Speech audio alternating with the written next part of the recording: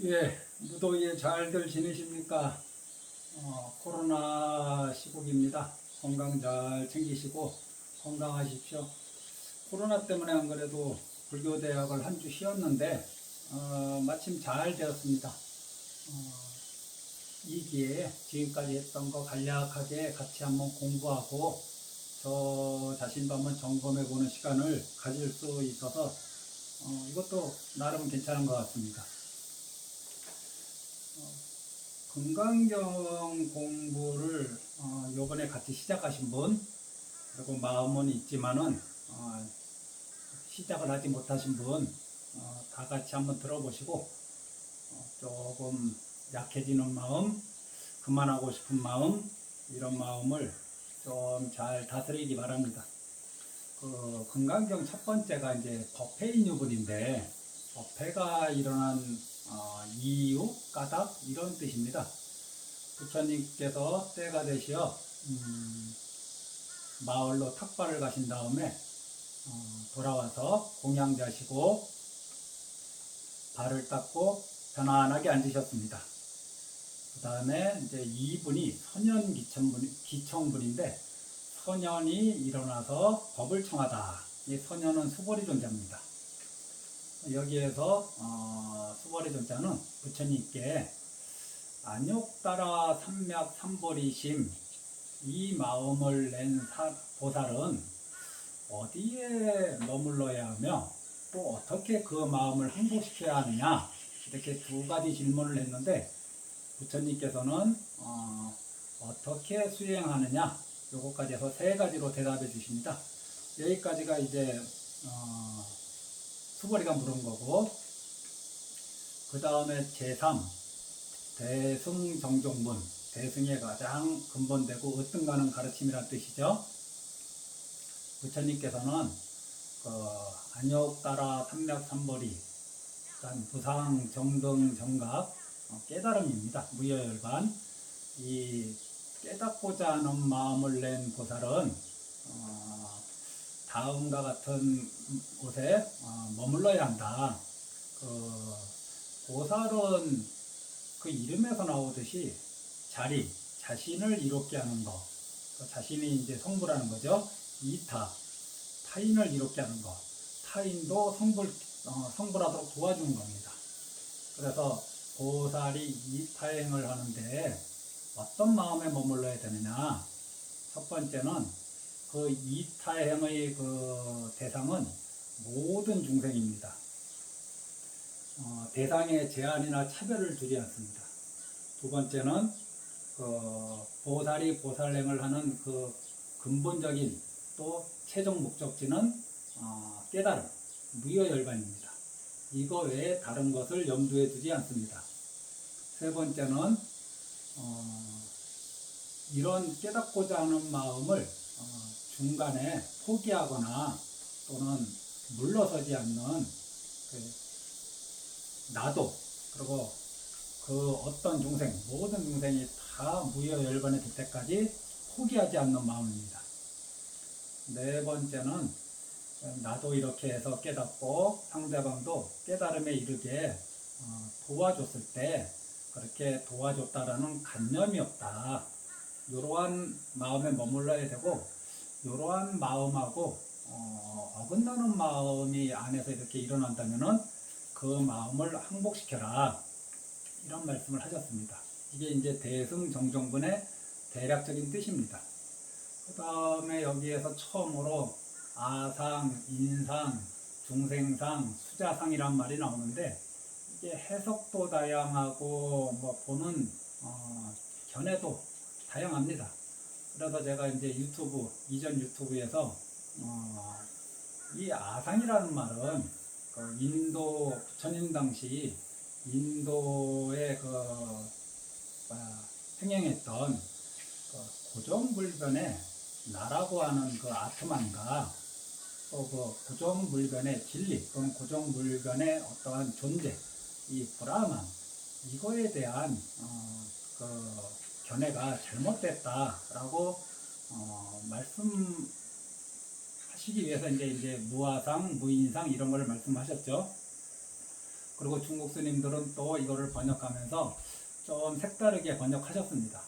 인도 그 아트만과 브라만을 타파하기 위한 그러한 아상의 개념, 또 인상의 개념 이런 것들은 이전 유튜브에 올려놨으니까 한번 참고하시고요. 지금은 이제 중국 스님들 또 우리나라 좀 많은 스님들이 해석하는 거 그걸 근거로 해서 한번 말씀드려 보겠습니다. 아상이란 나라는 관념인데 여기에 항상 나는 이게 붙어야 됩니다. 나는 나다 라는 관념. 사실 이것에 모든 말이 다 들어가 있죠. 나다 하는 관념, 그 다음에 인상이란 나는 사람이다 하는 관념. 근데 일종의 약간 교만 또는 우월감 같은 걸 나타냅니다. 나는 어떤 사람이냐? 도덕적인 사람이다. 나는 착한 일을 하는 사람이다. 나는 착한 사람이다. 나는 계율을 잘 지키는 사람이다. 나는 도시를 하는 사람이다. 나는 수행을 하는 사람이다. 이와 같이 그 우월의식이 잠재되어 있는 그런 관념을 이제 인상이라고 합니다. 중생상은 뭐냐? 인상하고 좀 반대되는 개념으로 열등감 이런 게 좀 내재된 관념인데요. 나는 중생이다 라는 관념, 나는 좀 하열하다, 나는 좀 부족하다, 나는 끈기가 없다, 또는 좀 괜찮은 수행을 근사한 수행 뭐 여러 가지 일을 하려 하면은 아이고 저는 중생입니다 하고서 이렇게 뒷공문이 뺄 때 하는 말 또는 스스로를 하심하는 것이 아니라 그냥 열등의식 속에서 살아가는 그러한 관념을 이제 중생상이라고 할 수 있습니다. 수자상은 나는 일정한 목숨이 있다는 관념입니다. 죽는 거 다 알고 있습니다. 어리석지 않기 때문에.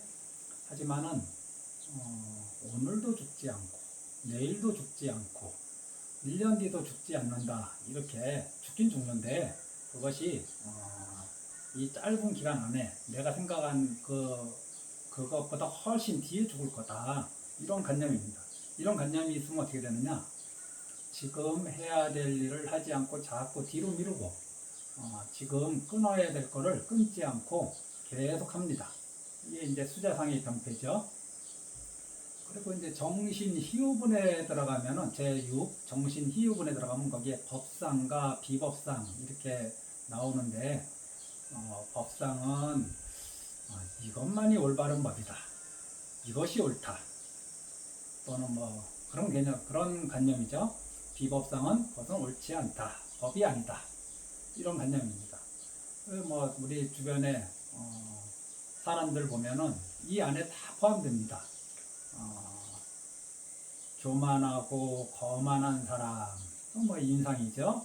그 다음에 열등감에 쩔어 있는 사람, 또 뭐 중생상이고, 그리고 언제 죽을지 모르고 지금의 쾌락만 추구하고 해야 할 일을 하지 않는 이런 건 뭐 수자상이고, 내가 옳다, 이것이 맞다, 이것이 올바른 법이다 라고 이렇게 고집 부리는 사람들, 저것은 맞지 않다, 저것은 틀리다 라고 이렇게 해서 시비를 자꾸 일으키는 사람들 주변에 아주 흔합니다.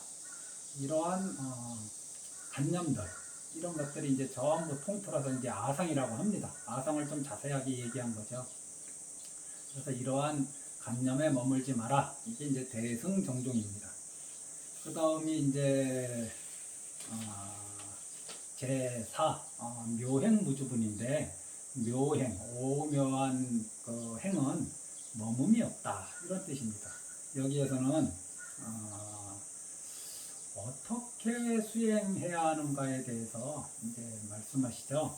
그래서 무주상 무시도 얘기하고 무주색, 뭐 무주성 이렇게 얘기하는데, 이 상은 금강경에서 얘기하는 상은 모양으로도 보기도 하고 어떤 관념으로 보기도 합니다.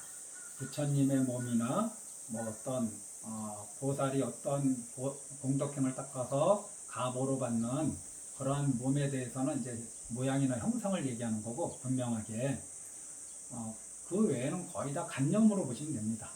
그래서 이 무주상고시는 어떤 간념에도 머물고 집착하지 말고 고시해라. 이것이 금강경에서 얘기하는 수행 방법입니다. 이 상은 이 마음에서 일어나는 것이죠. 그리고 마음 바깥에 있는 거, 눈의 대상은 이제 색이라고 합니다. 모양이나 빛깔이 있죠. 그래서 이걸 저는 이제 다른 사람이나 물건 등으로 이렇게 비유합니다. 성은 소리죠. 이거는 귀의 대상입니다. 좋은 소리, 듣기 싫은 소리, 또는 칭찬, 비난, 아름다운 음악, 소음, 이런 여러 가지 소리들이 있죠. 여기에 머물지 말고 고시해라. 또 향, 좋은 향기, 또 향기, 또는 악취, 이런 거에 머물지 말고 고시해라. 맛은 혀의 대상이죠.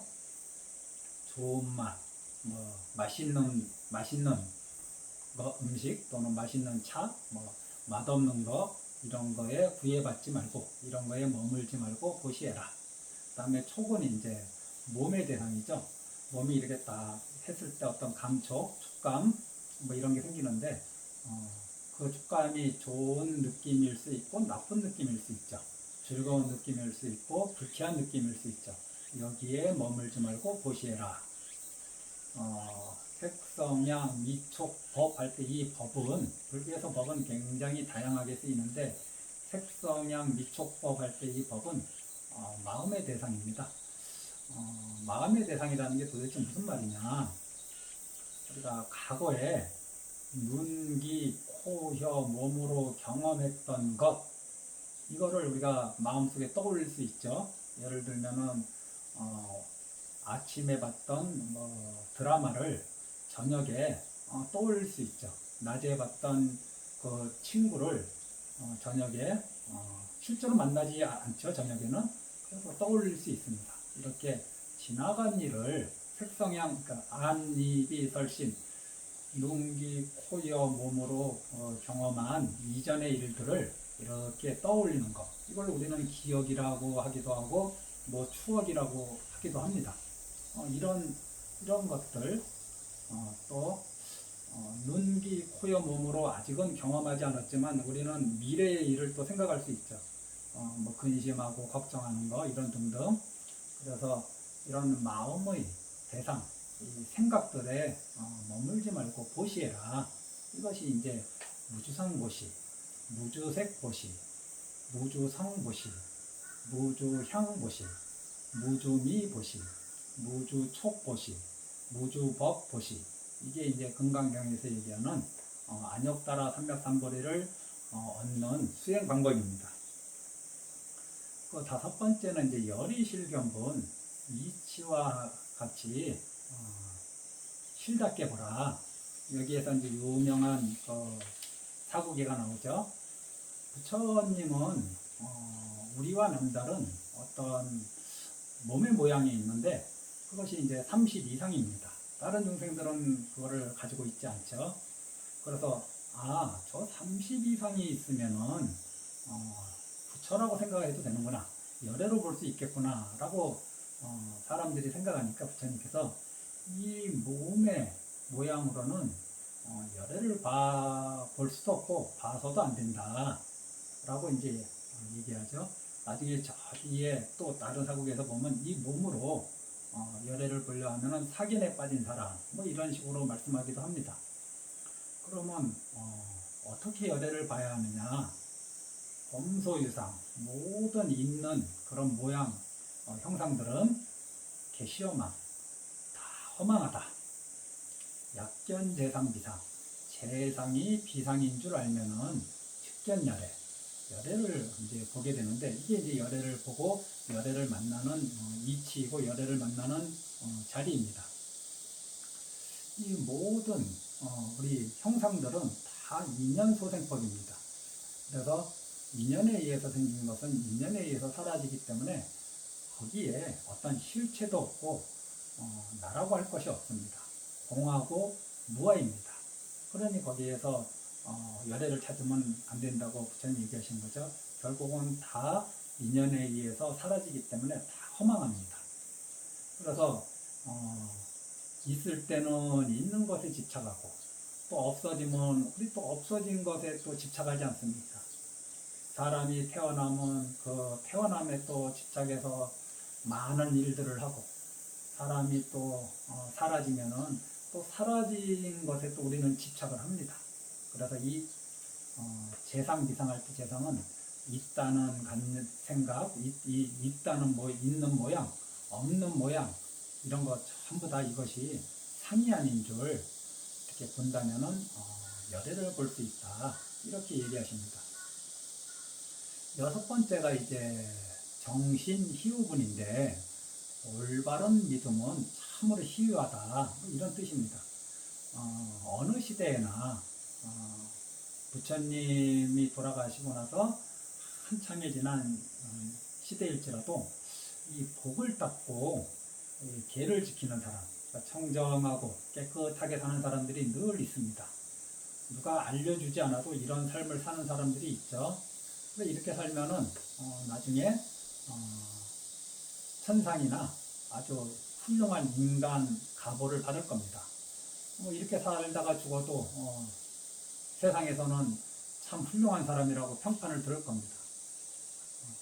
이런 사람들이 법연이 있어서 부처님 가르침, 이런 건강경의 가르침을 듣는다면은 믿음을 낸다는 겁니다.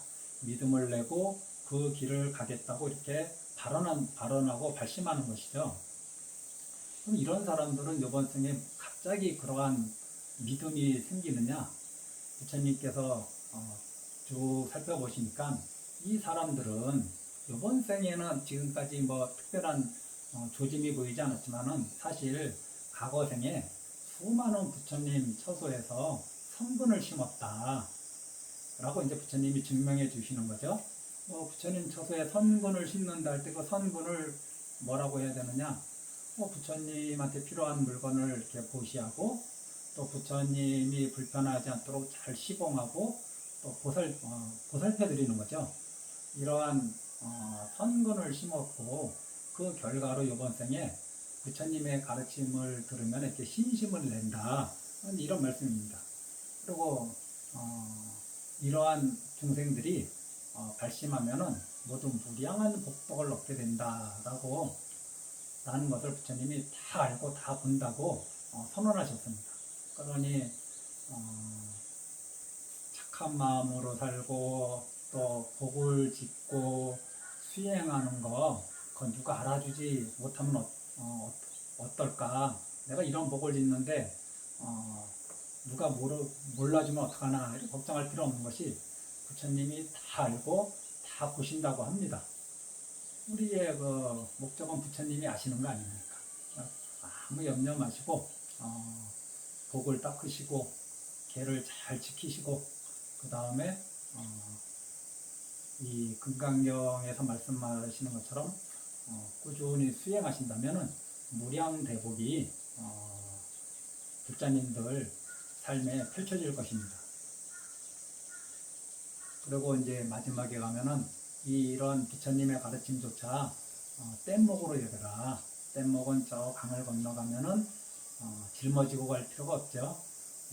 마찬가지로 이 부처님의 가르침을 뗏목처럼 여겨서 이 가르침에도 너무 집착하지 마라. 다 건넌다 하면은 집착할 이유가 없는 것이죠.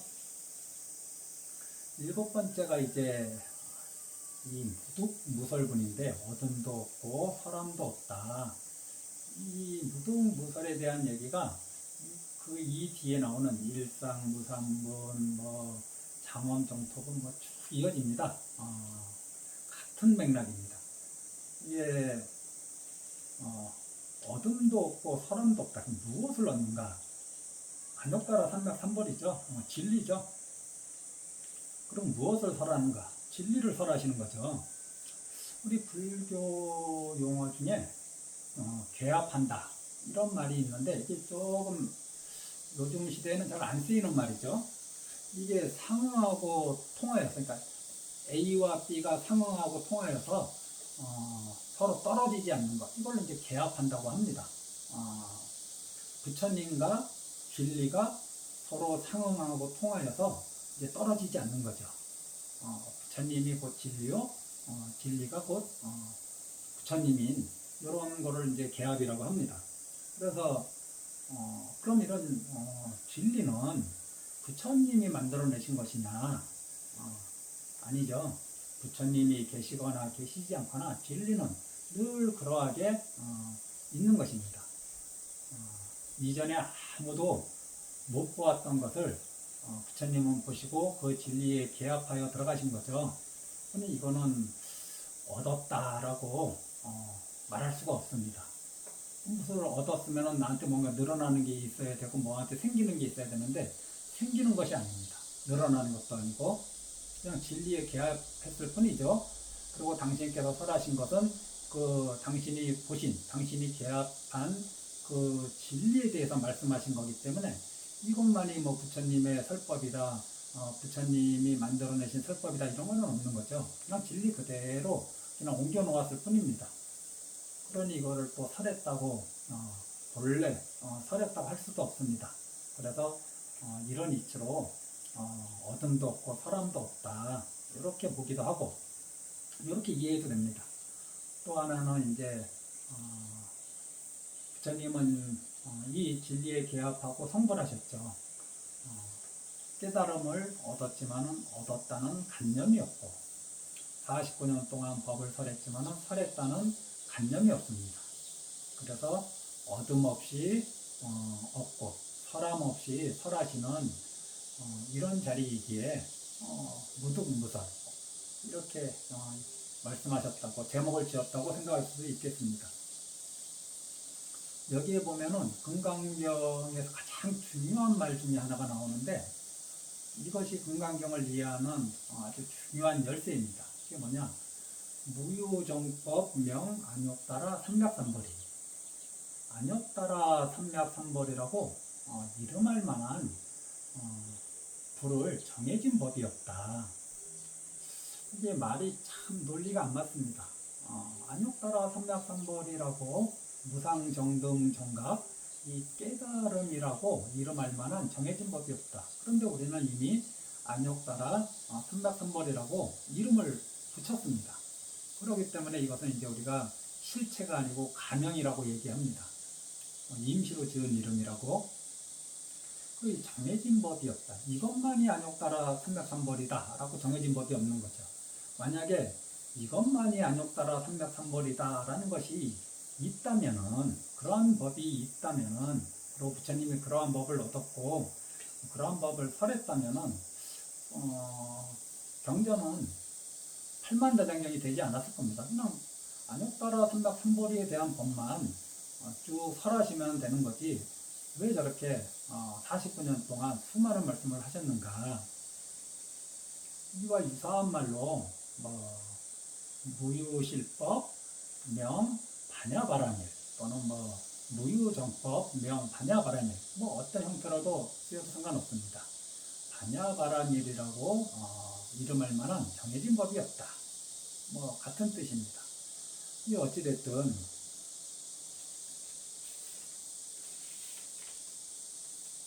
이 진리라는 것은 어떤 부분은 말로 설명할 수 있고 언어로 전달할 수 있는 부분이 있습니다. 하지만은 말이나 언어로 도저히 전달할 수 없고 아무리 마음으로 아무리 생각하여도 아무리 생각하고 생각해도 그것을 알 수 없는 그것이 또 진리이기도 합니다. 말로 이렇게 설명하신 거 이것이 이제 뗏목이라고 생각하시면 되는 거죠. 뗏목이 저 언덕은 아니잖아요. 부처님은 저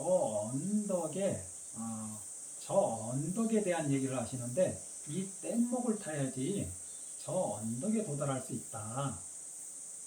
그래서 부처님의 교법은 뗏목과 같다. 이 가르침에 의지해 언어 문자로 표현된 이 가르침에 의지해야만 이 깨달음의 세계에 들어갈 수 있다. 이런 말씀을 하신 거죠. 이 진리 또는 부처님이 그거를 이제 개합해서 생겨난 이런 반야, 이런 지혜는 어떠한 걸로 설명하느냐? 불교에서는 조금 부정하는 말로 설명합니다. 생하는 것도 아니고 소멸하는 것도 아니다. 있는 것도 아니고 없는 것도 아니다. 이게 굉장히 어려운 말입니다. 있습니까? 그럼 있는 것이 아니다. 그럼 우리들은 있다 없다 두 가지 생각밖에 못하거든요. 그럼 없는 것입니까? 없는 것도 아니다. 도대체 이것이 무엇을 의미하는지 아무리 말로 설명하려고 해도 설명할 수 없고, 아무리 생각해도 이 생각이 미치지 않는 것입니다. 있습니까? 있는 것이 아니다. 그러면 없는 것입니까? 없는 것도 아니다. 같은 것입니까? 같은 것이 아니다. 다른 것입니까? 다른 것이 아니다. 영원히 지속되는 겁니까? 영원히 지속되는 것이 아니다. 단멸하는 겁니까? 단멸하는 것도 아니다. 늘어나는 겁니까? 늘어나는 것도 아니다. 줄어드는 겁니까? 줄어드는 것도 아니다. 깨끗한 겁니까? 깨끗해지는 것도 아니다. 더러운 겁니까? 더러워지는 것도 아니다. 이렇게 부처님의 그 경계, 그 진리를 설명할 때 무엇이 아니다. 왜냐하면 인간의 언어로는 딱 그것을 가리켜서 설명할 방법이 없기 때문에 부처님께서는 무엇이 아니다, 무엇이 아니다 이런 말씀을 쓰십니다. 이게 이제 금강경에 나오는 이제 즉비 이것이 이제 여기에 해당되는데,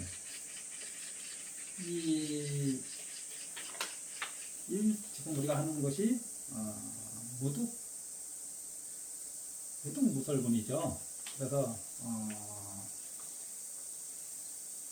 이러한 이치나 진리는 손으로 잡을래야 잡을 수 없고, 말로 설명할래야 설명할 수 없고, 또 마음으로 아무리 생각해도 생각으로 정리할 수 없기 때문에 불가설불가치라 합니다.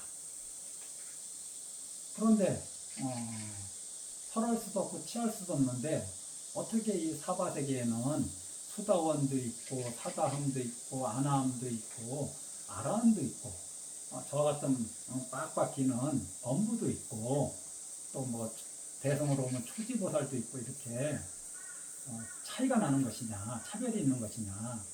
이것은 이 부처님이 개합하신 이 진리, 깨달은 진리, 여기에 자기 수준에 맞춰서, 자기가 현재 수행의 수준에 맞춰서 딱 그만큼만 알면은, 이만큼 알면 이제 수다원이라 한다, 이만큼 알면 아나함이라 한다 해서 딱 자기 분수에 맞춰서 이제 깨달음을 얻는 거죠. 그래서 무등무설분 뒤에 가면은 일체 현성이 무의법에서 차별을 이룬다 하는 이런 말씀이 있습니다. 그 유튜브, 이전에 올린 유튜브에 이제 법화경의 말씀을 들어서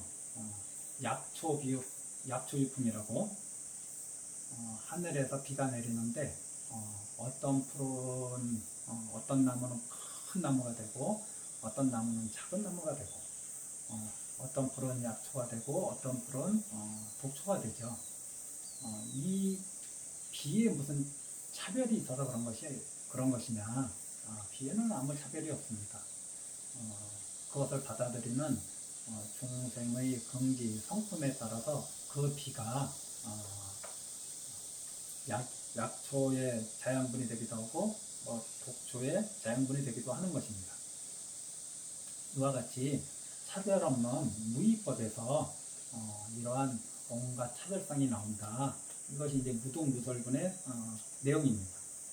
여덟 번째가 이제 의법 출생분이라는데, 법에 의해서 부처님과 모든 가르침이 이 법에 의해서 다 나왔다, 이런 뜻이죠. 여기 보면은 이제 금강경에서 우리가 또 이해해야 될 어떤 패턴이 하나 있는데, 소위 A는 즉비 A가 아니라 시명 A, 이름이 A다. 뭐 이런 말이 있습니다. 예를 들면 이제 시명, 소위 불법, 소위 부처와 법이라 하는 것은 즉비불법, 부처와 법이 아니라 시명불법, 그 이름이 부처와 법이다. 이러한 논리의 글들이 아주 자주 나옵니다. 이게 무슨 뜻이냐?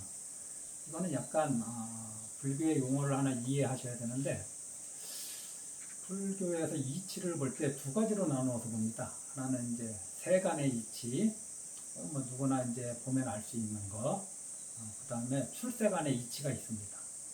그래서 세간의 이치에서 보면은 보시에서 보시하면 복을 받죠. 이건 세간의 이치입니다. 삼천대천세계 칠보로 가득 채워서 보시하면 어마어마한 복을 받습니다. 말로 상상할 수도 없는 복을 받는 거죠. 아마 뉴스로 도배될 것입니다. 그 정도 한다면, 그 정도 하는 사람도 없고, 이렇게 제보, 어마어마한 제보시를 하면은 또 거기에 걸맞는 어마어마한 가보를 받는데, 이 가보라는 것이 한계가 있다는 거죠. 거기 닿으면은 다시 타락하듯이 타락한다는 말이 있습니다. 이 세간법에서 복덕이라 하는 것은 맨 처음에 소위 복덕자, 즉비복덕할 때 처음에 나오는 이 복덕은 세간의 이치에서 얘기하는, 세간의 안목에서, 세간의 이치에서 얘기하는 그 복덕입니다. 복덕이란 말이 있죠. 말도 있고 복덕, 행도 있고 다 있습니다. 이 세간에는. 하지만은 즉비복덕이란 이 자리는 출세간의 이치 자리입니다. 출세간의 이치의 측면에서 보는 거예요. 그럼 여기에는 복덕이다, 복덕이 아니다, 이러한 분별이 끊어진 자리입니다. 아까도 말씀드렸듯이 즉비의 자리는 있는 것도 아니고 없는 것도 아니고 생기는 것도 아니고 사라지는 것도 아니고 이런 자리입니다. 그러니 복덕이다, 복덕이 아니다, 이런 복덕이 없음, 이런 분별이 떨어진 거죠. 그래서 즉비 복덕 이 자리는, 즉비의 자리는 출세간의 이치의 측면에서 말한 것이고, 시명 복덕은 이게 가명입니다. 그냥 그럼 뭐라고 설명할 것이냐? 이거를 그냥 복덕이라고 얘기해야지. 그래서 이른바 복덕이라고 하는 것은 우리가 지금 복덕이라고 쭉 얘기해 왔지. 근데 이거는 사실 출세간의 이치에서 보면 복덕이다 아니다 얘기할 자리가 없어. 그러니 즉비복덕이야.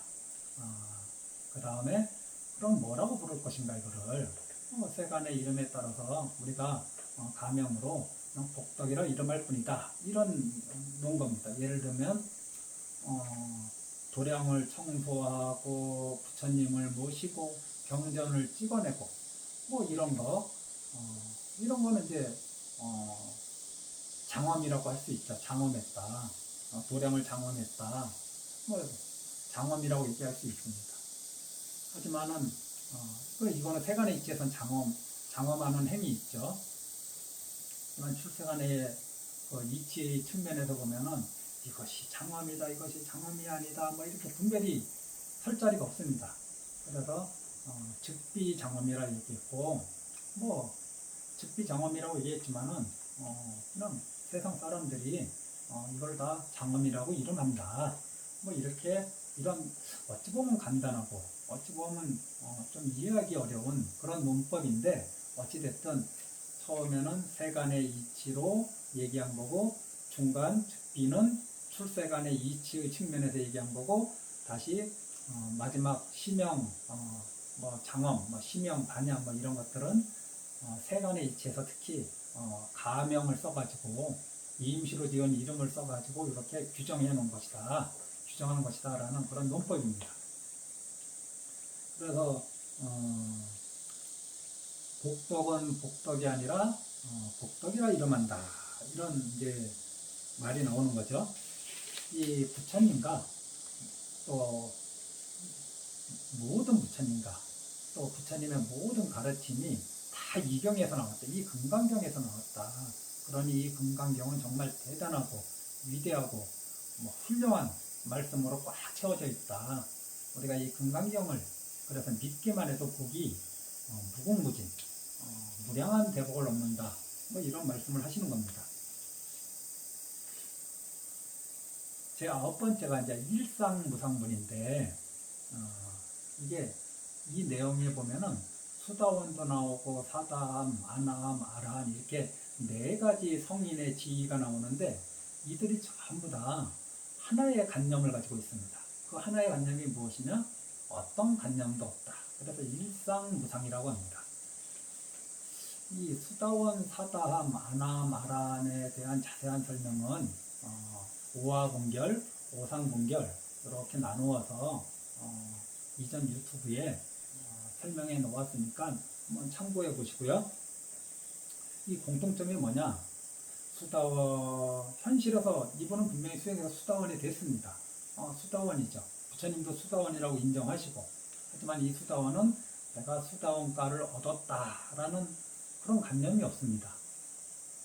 이 문장 전체가 소위 수다원, 즉비 수다원, 심영 수다원 이러한 문장으로 전체가 다 되어 있습니다. 한번 요 패턴으로 한번 경전 제9 일상무상문을 봐보시기 바랍니다.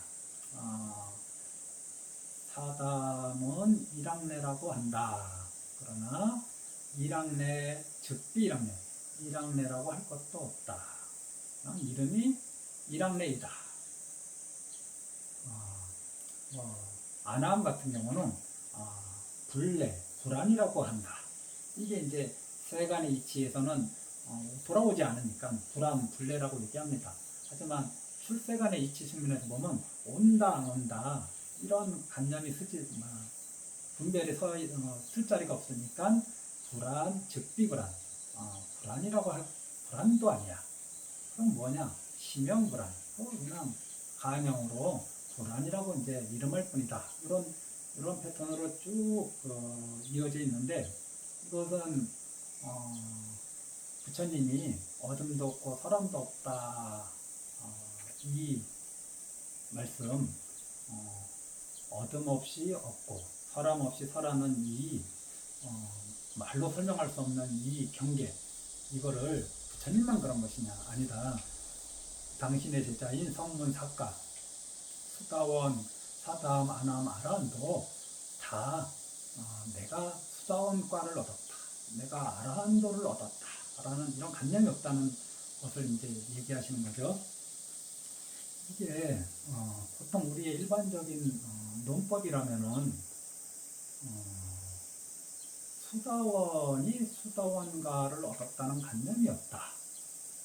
하물며 부처님이랴.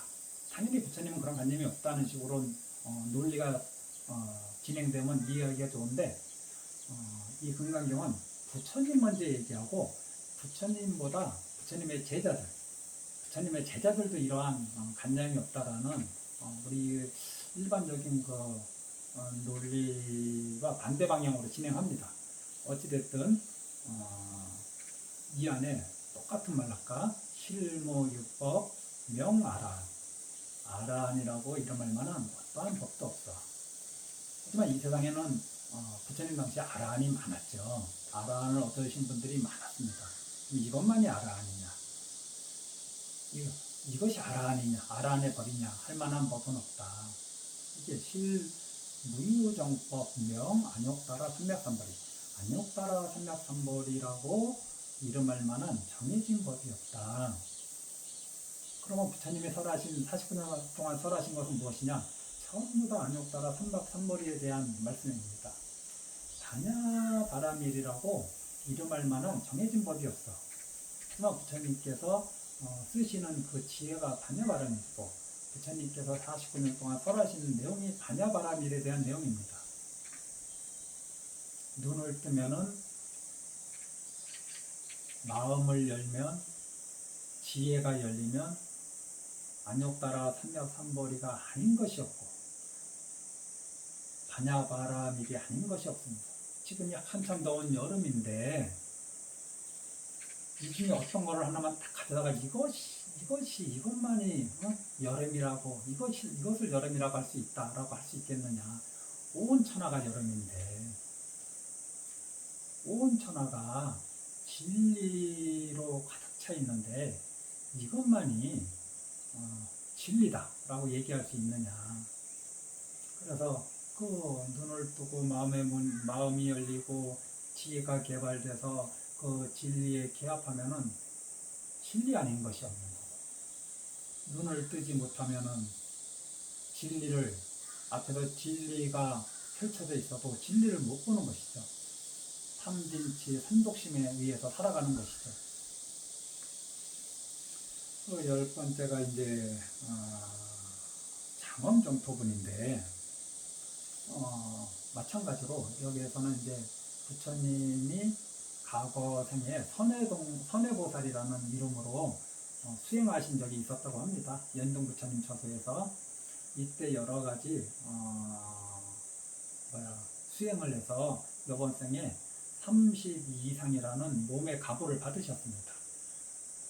그것도 이제 예를 들면 또 어떤 보살이 정토를 장엄하는 이런 거룩한 행을 해가지고 가보를 받는데 이제 비유로 든 겁니다. 비유하자면 그 가보의 최대치, 이 몸은 물질이니까 물질 중에 가장 큰 것이 무엇인가, 가장 대단한 것이 무엇인가? 수미산입니다. 우주의 중심인 수미산만한 그렇게 거대한 몸의 가보를 받았다면 대단한 일이 아닌가? 이렇게 물어보. 굉장히 대단한 일이죠. 부처님의 32상도 대단하고 이 수미상만한 그런 몸을 갖는 것도 대단한 일이죠. 하지만 이런 몸은 형상은 인연소생이기 때문에 거기에는 실체가 없습니다. 32상에 부처라고 이름할 만한 상이 하나도 없습니다. 이 수미산만한 몸이 수미산만하다 하더라도 그것을 부처라고 이름할 만한 것이 하나도 없습니다. 그래서 이 큰 몸이다, 상호가 거룩하다 이런 걸로는 부처를 볼 수 없다. 이건 열애실견문에서 범소유상, 계시어망, 약견재상지상, 직견열애 이렇게 해서 이미 답을 주신 내용이죠. 역시 이 선해동자가 연등부처님 처소에서 얻은 것이 없다. 이런 말씀을 하시면서 이제 얘기가 됩니다. 이 정토장엄 이런 말이 나오는데 이제 육조스님은 이 장엄을 이제 세 가지로 설명하십니다. 이 첫 번째는 이 세계를 정토로 만드는 겁니다. 절을 많이 짓고 불상을 조상하고 경전을 찍어내고 도량을 청소하고 이것이 이제 세계를 이제 세간을 정토로 만드는 거죠. 두 번째는 이제 이 몸을 정토로 만드는 건데 이 몸으로 일체 중생을 공경하고 존경하는 겁니다. 그러니까 몸이라 하지만은 말과 행동으로 일체 중생을 진정을 담아서 공경하고 존중하는 것. 이것이 이제 또 장엄정토라고 합니다. 세 번째는 마음이 깨끗해지면은 이제 이것이 정토장엄이라고 합니다. 이 마음이 깨끗해지는 것, 이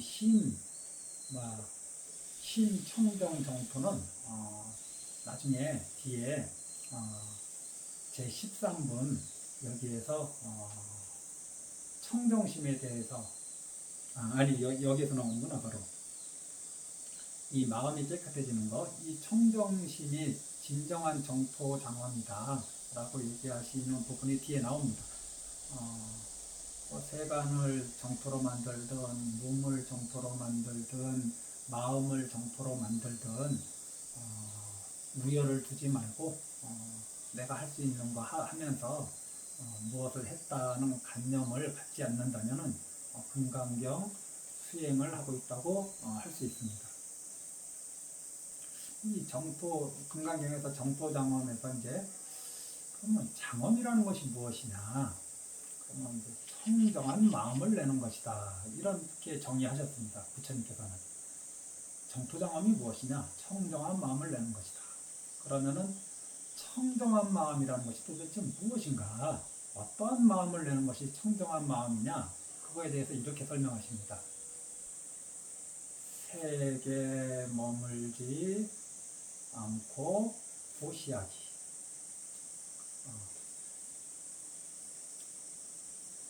색에 머물지 않고 마음을 내는 마음. 이것이 청정심이라고 합니다. 색은 아까 말씀드렸듯이 눈의 대상이죠. 어떤 사람, 어떤 물건에 머문 없이 그 마음을 내는 것. 뭐, 칭찬이나 비난이나 뭐, 아름다운 음악이나 소음이나 이런 거에 머문 없이 그 마음을 내는 것. 이런 것이 이제 청정심입니다. 내가 가지고 있는 과거의 기억, 미래에 대한 근심, 생각, 염려 이런 거에 머문 없이 그 마음을 내는 것. 이것을 금강경에서는 청정한 마음이고 이러한 청정한 마음을 내는 것이 바로 정토장엄이다 라고 이렇게 이제 부처님은 얘기하십니다. 11번째는 이제 무의복승분인데 무의의 복이 수승하다. 이 복에는 유의의 복이 있고 있을유 할위 해서 유의의 복이 있고 없을모 할위 무의의 복이 있습니다. 금강에 보면 삼천대천세계를 칠보로 가득 채워서 보시한다. 이거는 이제 이 복은 대단하긴 대단하지만은 유의의 복이라 하죠. 결국은 그 복을 다 받았으면은 다시 타락하게 된다. 뭐 이건 재물보시, 재물보시 가지고 있는 한계성입니다. 그러면 금강경 전체나 사국에만이라도 수지독성 이타인설한다. 이거는 이제 법보시를 설명한 겁니다. 그래서 이런 법보시는 저런 재보시보다 훨씬 더 뛰어나고 수승하니 그건 왜 그러냐면은 아무리 재물보시를 많이 한다고 해서 무효열반, 깨달음을 얻는 것은 아닙니다. 하지만 단 사국에만이라도 수지독성 위타인 사람은 깨달음으로 우리를 인도합니다. 부처님이 보시기에 좀 부자로 살고 건강하게 사는 것이 정말 중요한 것이냐? 중요하죠. 하지만 그것이 결국은 그것도 다 사라지는 것이고 인연 따라 생겼다 인연 따라 사라지는 것이기 때문에 집착하고 매달릴 만한 것이 아니다. 정말 우리가 얻어야 할 것은 이 깨달음, 무효열반이다. 그리고 이 무효열반으로 이끌어지는 법보시, 수지독성, 위타인설. 수지독성은 자기 자신을 이롭게 하는 거죠. 수지독성하는 거니까. 위타인설은 남을 이롭게 하는 거니까 이타연이죠. 남을 깨달음으로 인도하는 것입니다. 이것이야말로 복이 뛰어나다. 그래서 무의복승분에서는 이제 이런 말을 합니다. 겐지스강의 모래, 그 모래수만한 겐지스강, 그리고 거기에 있는 또 모래수만한 삼천대천세계에 칠보로가 가득 채워서 보시하더라도 이런 재보시를 어마어마하게 하더라도 금강경 전체나 또는 금강경의 사국에만이라도 수지독성 미타인 사람은 이 복이 훨씬 뛰어나다. 그 어떤 재물보시보다 깨달음으로 인도하는 법보시가 복이 훨씬 크다. 이런 말씀을 하십니다. 12번째가 이제 존중 정교분인데 올바른 가르침을 존중하라. 뭐 이런 뜻이죠. 이 금강경 전체나 이 사고계가 이 설해지는 그 자리는 천신이나 사람이나 아수라 등이 공양하는 부처님의 탑이 있는 곳과 같다. 그러니까 금강경이 설해지는 그 법회 장소는 금강경이 설해지는 자리는 그곳이 지하철이든 그곳이 뭐 방이든 법당이든 금강경이 설해지는 곳 사국에만이라도 설해지는 곳은 부처님의 사리를 모셔놓은 그런 탑이 있는 곳과 같다. 그러니 이 금강경의 가르침을 존중해야 된다. 금강경의 가르침을 소홀하게 여겨서는 안 된다. 그 뒤에 또 어떤 말씀이 나오냐면 금강경이 사라지지 않고 그냥 단지 있기만 하는 곳, 금강경이 있는 곳은 이 사국예가 있는 곳은 부처님과 부처님의 그 훌륭하신 제자들이 있는 곳과 같다. 이런 말씀이 있습니다. 그러니 금강경 부처님의 경전을 막 타고 넘고 다니거나 머리 베고 자거나 금강경 부처님의 경전을 들을 때 뭐 누워서 듣거나 뭐 엎드려 듣거나 가급적 이러지 마시고, 신체적인 조건이 그럴, 몸이 아파서 그럴 수밖에 없다면 그건 뭐 어쩔 수 없지만, 그렇지 않다면 좀 바른 자세로 부처님의 경전을 대하라고 말씀드립니다. 13번째 우리가 영업수지분, 여기까지 우리가 했습니다. 지금까지 시간이 얼마나 지나갔는지 잘 모르겠는데 한번 마무리해 보겠습니다. 이 법답게 받아들여라. 이 여법수지본에 와서야 드디어 이 경전의 이름이 나왔습니다. 수보리가 이 말씀을 어떻게 받아지니까요? 라고 물으니까 금강반야 바라밀경으로 받아지녀라, 이렇게 이제 말씀하셨습니다. 금강은 가장 단단해서 어떤 것으로도 깨트릴 수 없습니다. 또 이걸로 예리한 칼을 만들면은 가장 예리해서 어떤 것도 다 베어낼 수 있습니다. 또 금강이 상징하는 것은 밝음입니다. 어떤 어둠도 다 사라지고 밝게 할 수 있습니다. 그래서 이 금강은 비유입니다. 뭘 비유하느냐? 반야죠. 반야는 지혜입니다. 진리에 개합해서 거기서 나오는 지혜, 이게 이제 반야입니다. 그래서 가장 단단하고 가장 예리하고 가장 밝은 이 반야, 지혜로서 바라밀, 바라밀은 도피안입니다. 피하는 저 언덕, 안자는 언덕 안자죠. 피는 피차할 때 저, 차는 그럼 이 언덕, 피하는 저 언덕, 도는 우리가 건너다. 그래서 강을 건널 때는 뭐 도강한다, 이런 말 합니다. 그래서 저 언덕을 건너는, 이런 뜻이고, 바라밀은 경은 부처님 말씀이죠. 그러니까 한번 쭉 하면은 금강반야, 금강과 같은 반야로서 바라밀, 저 언덕으로 건네주는 경, 부처님 말씀, 뭐 이런 뜻입니다. 그래서 이러한 이름으로 받아지녀라, 이렇게 얘기합니다. 그러니까 사람들이 그러면 금강반야 바라밀경 요 이름으로 받아지니라 하니까 또 이게 이 이름에 집착합니다. 그래서 어떤 이들은 금강반야 바라밀, 금강반야 바라밀, 금강반야 바라밀, 이렇게 그냥 경전 이름을 외우고 다니는 사람도 있다고 합니다. 정말 부처님이 얘기하시고자 하는 것은 이 경전의 이름을 이렇게 받아지니되 그 안에 내용이 실천하는 것이겠죠. 그래서 이 반야바라밀은 우리가 이렇게 반야바라밀이라고 이렇게 얘기했다. 그런데 이것은 즉비 반야바라밀이다. 그 출생안의 이치의 측면, 진리의 측면에서 보면은 반야바라밀이다, 반야바라밀이 아니다라고 할 만한 그런 분별이 설 자리가 없어요. 사실 진리의 측면에서 보면은 다 반야바라밀입니다. 그러니까 세간에서 얘기하는 반야바라밀은 반야바라밀이 아닙니다. 그러면서 또 반야바라밀이 아닌 것도 없습니다. 이 말이 제가 조금 저도 모르는 얘기를 하려니까 말이 어려운데, 어찌됐든 이 이름에 또 천착하고 집착하니까 반야바라밀은 반야바라밀이 아니라 그 이름이 반야바라밀이다라고 해서 한 번 더 털어내주고 가십니다. 더 깊은 경지는 저도 모르고 불자님들도 열심히 공부하셔서 좀 알게 되면은 저한테 조금 말씀해 주시기 바랍니다. 이 반야 금강경에서 이제 금강경은 결국 무엇을 우리한테 알려주고자 하는 것이냐? 제목이 금방 나왔듯이 반야바라밀입니다. 부처님이 금강경을 통해서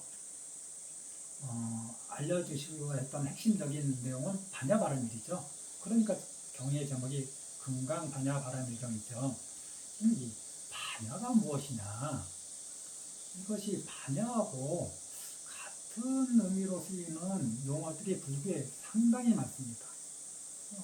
이럴 때는 이런 말로 쓰이고 저럴 때는 저런 말로 쓰여서 우리가 혼돈이 생기는데, 이것이 사실 거의 같은 개념이라고 일단 이해하시고 앞으로 경전이나 법문을 들으신다면 도움이 될 겁니다.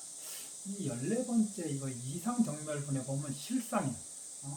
실다운 모양이라는 실상이란 말이 나오는데 이것도 역시 반야와 거의 동의어입니다. 간단히 이제 설명하고 넘어가자면 우리가 삼법인을 보면은 재행무상, 재법무와 일체계고 이런 말이 이제 삼법인 세 가지 법의 도장이라고 합니다. 이거는 뭐 진리죠. 진리의 모습이 이제 재행무상이다, 재법무하다, 또 일체계고다. 그럼 실상 앞에 우리가 또 뭐를 붙이냐 하면은 제법실상이라는 말을 씁니다. 제법실상과 재법무와 실상은 무아랑 동의어입니다. 사실은 제법의 실다운 모양이 무엇이냐? 무엇은 나라고 할 만한 것이 없다라는 제법무아라는 것이죠. 그래서 이 실상과 무아는 또 동의어입니다. 무아는 또 공하고 우리가 공이라고 얘기하는 거 이것도 동의어죠. 공은 뭐 그대로 뭐 진공과 묘유로 나누니까 이게 또 다 동의어입니다. 반야도 동의어고. 그래서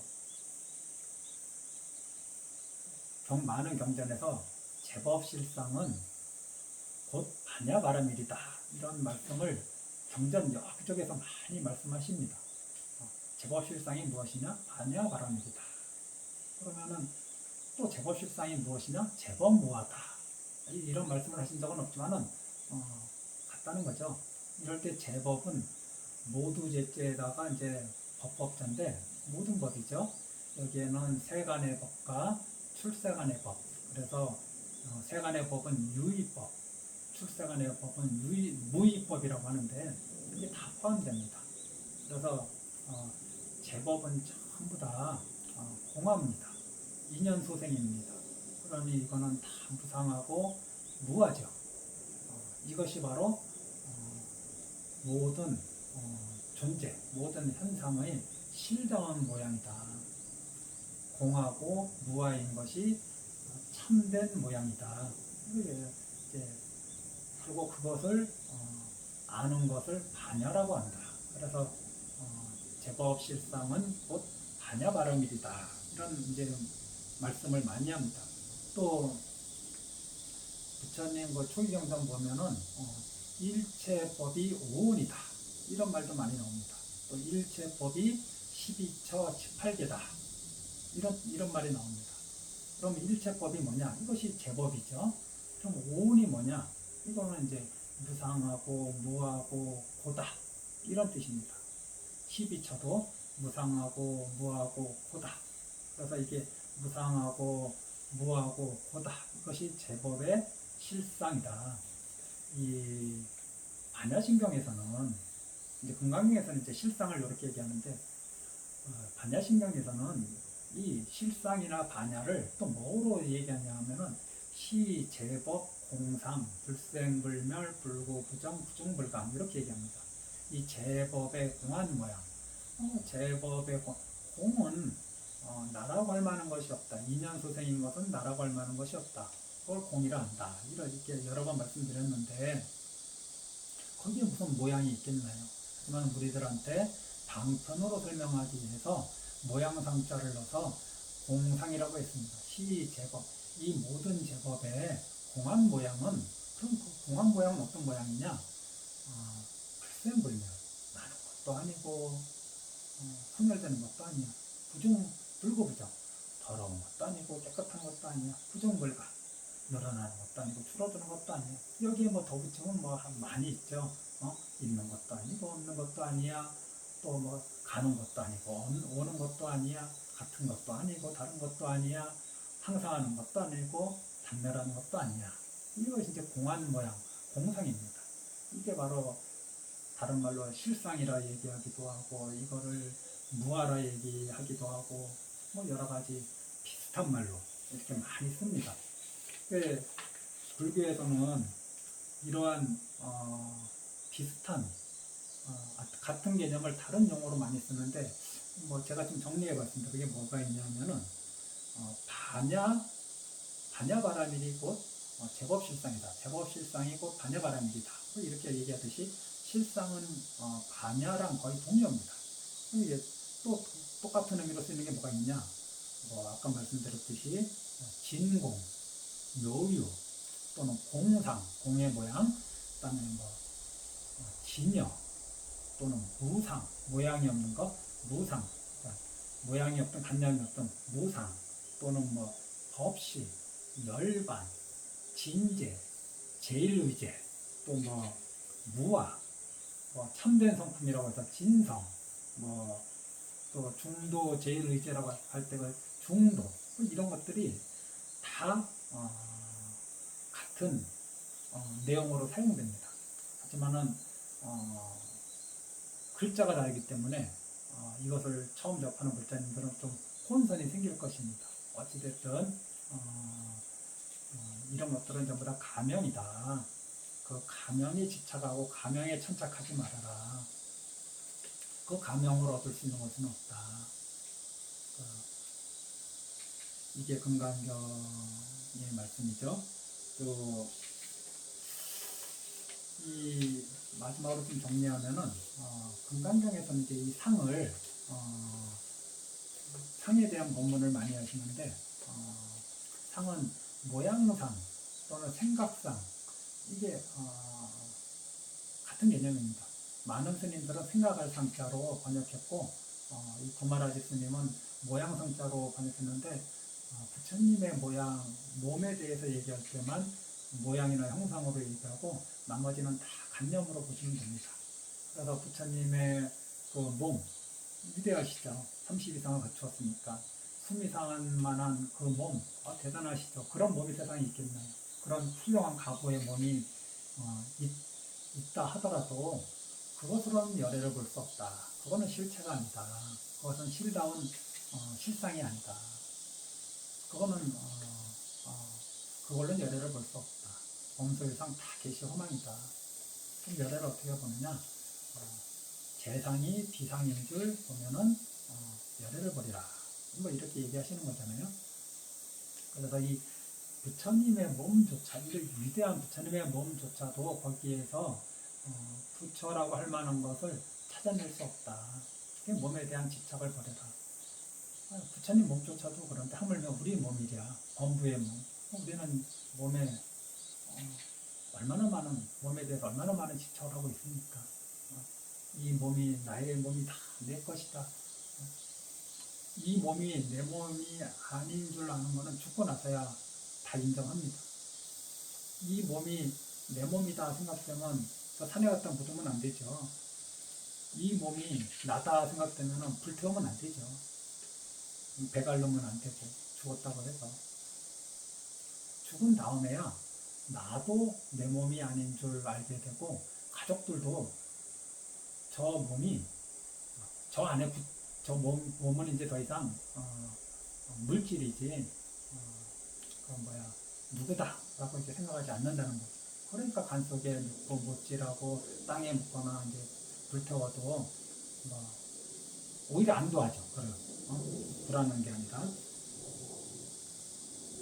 그래서 이 몸에 대한 집착을 내려놓는 거, 형상에 대한 집착을 내려놓는 거, 그것이 범소유상 계시어망에 대한 가르침이라면은 이제 마음에 대한 몸은 이제 그렇게 집착을 내려놓고 범소유상 계시어망으로 형상이 있는 거에 대해서는 범소유상 계시어망으로 내려놓고 마음에서 일어나는 여러 가지 관념들은 무주상으로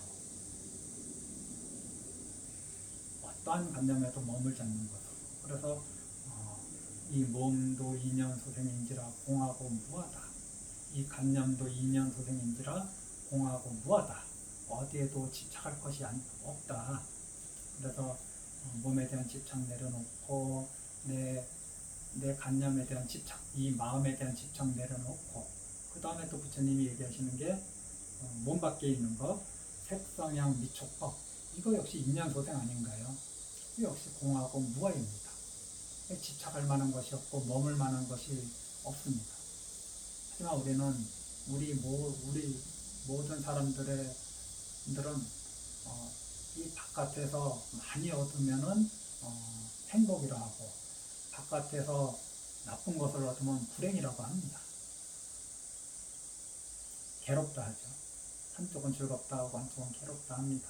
다 인연소생이고 공이고 무아인 줄 모르기 때문에 저 색에 집착하고 저 소리에 집착하고 저 맛에 집착하고 그래서 또 먹고 싶다 또는 뭐 밥상을 뒤엎고 뭐 이런 거죠.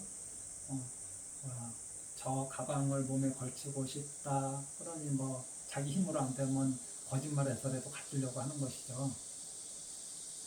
그 자기 마음에서 떠오르는 생각들에 집착하고 이런 것들이 전부 다 인연소생으로 공하고 무아인 줄 모르니까 그것이 실제로 있는 실체가 있는 것처럼 여기니까 버리지를 못하는 거죠. 눈을 뜨지 못한 겁니다. 여전히 꿈속에 있는 것이죠. 우리들은 그러니 반야를 말씀하셔도 반야가 뭔지 모르고 안욕따라 삼백삼보리심을 얘기해도 안욕따라 삼백삼보리가 뭔지를 모릅니다. 이제 우리가 금강경을 공부하는 인연으로 이제 그쪽으로 가기를 저도 발언하고 부처님도 그 세계로 가시기를 발언합니다. 그리고 이제 금강경에서 이제 금방 얘기했듯이 모양이나 형상은 범소유상 계시어머니니 집착하지 말아라.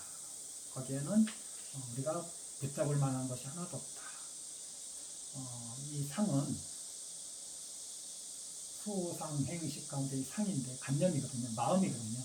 마음의 한 부분인데 역시 이것도 인연소생이다. 거기에 나라고 할 만한 것이 없다. 집착하지 마라. 그건 무하다. 공하다.